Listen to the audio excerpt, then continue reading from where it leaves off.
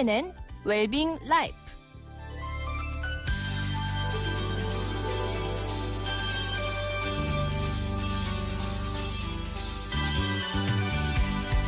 오늘 도움 말씀에는 홍래과 홍정범 원장입니다.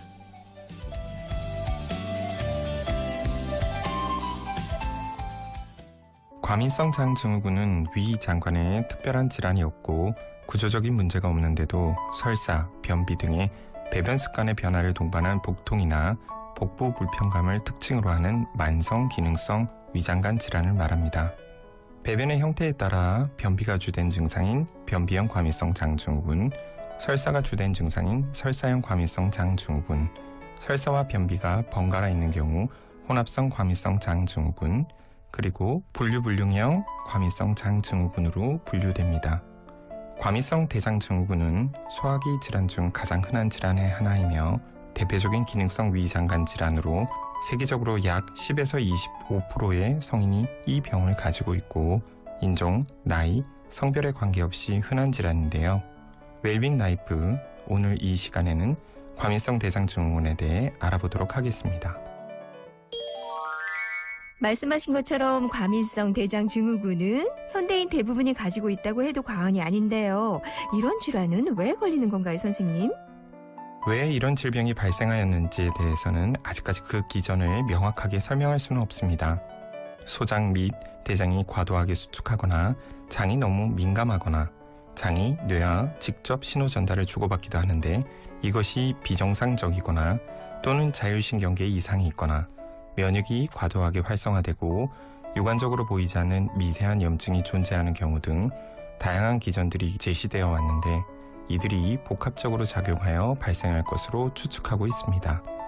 정신적인 스트레스는 과민성 장증후군 증상을 유발하거나 악화시키는 중요한 요인으로 중요한 시험을 앞두고 있거나 직장에서 안 좋은 일을 겪는 등 스트레스 상황에서 복통과 배변의 양상의 변화가 민감하게 나타나므로 신경성이라고 불리기도 합니다.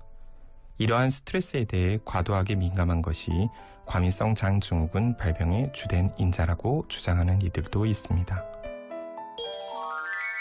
과민성 대장증후군이 있는 사람들은 보통 우리한 복통을 호소하는 경우가 많던데요. 흔히 어떤 증상이 나타나나요? 전형적인 증상은 만성적이고 반복적인 복통과 배변 양상의 변화입니다. 건강하던 사람이 어느 날 갑자기 간헐적인 아랫배 통증이 찾아온 것으로 시작되며 평소보다 훨씬 더 자주 배변을 하게 되고 일단 화장실에 가고 싶다고 느끼면 곧바로 화장실로 달려가야 하는 상황이 발생하기도 합니다. 대변이 물러져 물 같은 경우도 있고 이전에 본 적이 없는 점액질이 섞인 변을 보기도 합니다. 때때로 배가 불러오고 가스가 꽉 찬 느낌이 들기도 합니다.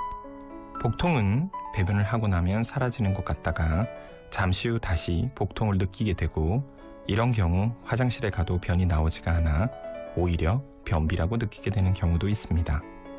복통 및 복부 팽만감과 설사 혹은 변비 등의 증상이 서로 번갈아 생겼다, 없어졌다를 반복하게 됩니다. 일부 환자는 매일 이 같은 증상으로 고통받지만 일부에서는 한동안 증상이 소실되는 기간을 경험하기 때문에 스트레스에 대한 장관의 정상적인 반응이 아닐까라고 받아들입니다. 여성 환자의 경우에는 생리 전 또는 생리 중에 증상이 심하게 나타날 수 있습니다. 그런데요, 여러 증상이 나타나다 보니까 내가 지금 변비인 건지 과민성 대장증후군인지 알 수 없는 경우가 많잖아요. 어떻게 진단하고 치료는 또 어떻게 해야 하나요? 과민성 대장증후군은 생화학적, 구조적 이상으로 설명할 수 없으므로 어떤 한 가지 특수검사로 진단할 수는 없습니다. 대변검사, 대장 내시경, 혈액검사 등의 여러 가지 기본적인 검사를 통해서 원인이 되는 기질적인 질환이 없다는 것을 확인하는 것이 필요합니다.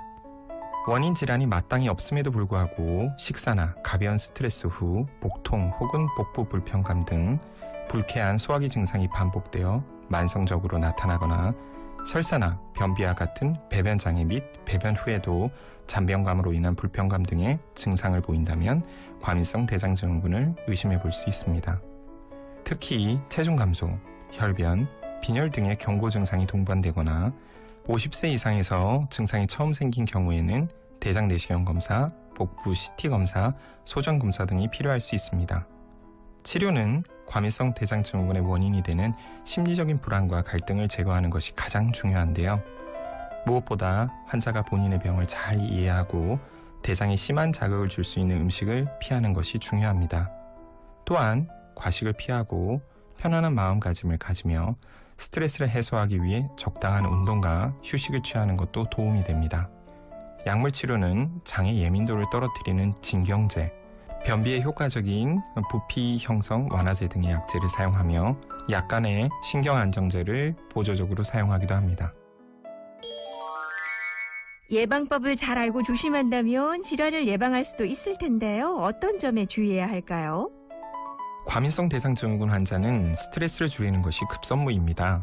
먼저 자신의 주된 스트레스 요인을 파악하고 이를 줄일 수 있도록 생활 패턴을 바꾸며 적절한 휴식과 운동을 하는 것이 중요합니다. 특히 걷기는 장 운동을 활성화시키는데 매우 효과적이므로 산책이나 조깅 등이 좋은 치료법이 될 수 있습니다.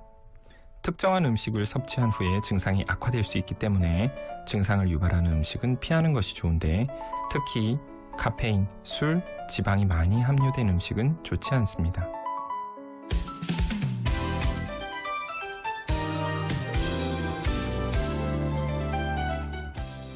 KNN 웰빙 라이프.